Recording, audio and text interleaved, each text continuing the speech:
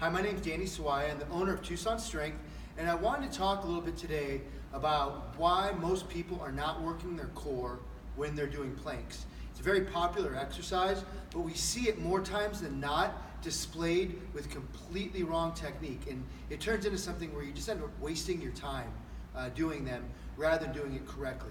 So one of the biggest things that we see is when we talk about the core or the trunk, it's your rib cage and your pelvis should be in alignment. And so they should be right within one another in a nice cylindrical line here. And what we see is this happening, and we call it duck butt. And so all of a sudden the butt comes back and there's a huge curve in the back. So we'll kind of do some demonstrations of it. I'll have Steve come on up. Come on up, Steve. Show off the duck butt. All right, and let's do a plank, how we see it in all those awful magazines. So we see a lot of people, and they have all these fitness models like Steve himself here, just with a big curve in his lower back. The butt is up. And when we're in that position, good, come on up, what we see is you have your rib flare. And when the ribs are flared, there really is no core involved with that. Your core is completely disconnected when you're in this position. So Steve, get back down, and you're going to go in from into your tilt position to a regular position. Now, we're going to see, so do a bad one. Right here where we see this dip and his butt up in the air, and then rotating and almost posterior tilting his hips. And now we see a nice straight, abs are tight, and his glutes are engaged. All right, so that is position that we really want to find here. Do a bad plank, good plank. And so tucking the glutes and engaging. I always talk about squeezing the winning lottery ticket in your butt cheeks, and that's going to help you get in the right position. Good, relax.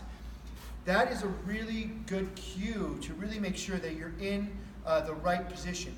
For some people, they may actually have to start a little higher. So get your hips up a little higher for me in this one.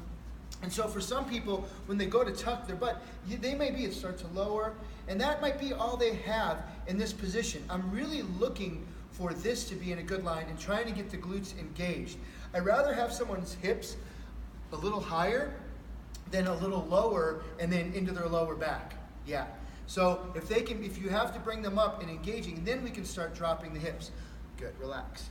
A lot of times this really starts to happen with, because people have really tight hip flexors and other things that are going on. And so it's really important to try and engage the core as best as you can in these positions, okay? The other thing we can add to this, and we're just going to add what we do in like Strong First is like the Hardstyle Plank. And a really cool way to make your planks more effective is come on down, Steve. And what we're going to do is we're going to have him get into his right position. And now I want you to engage everything, contract your glutes really hard, and then pretend you're driving your elbows towards your toes as hard as you can.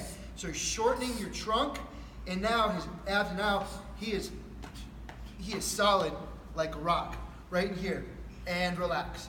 And you can only need to hold that for about 10 seconds with some nice breaths into your abs.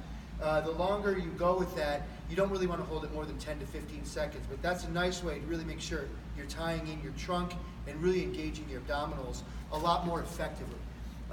So that is just something to look for in the planks. If you start seeing people with their butt up in the air, that's something you really want to correct right off the bat if you want to get the most out of your planks.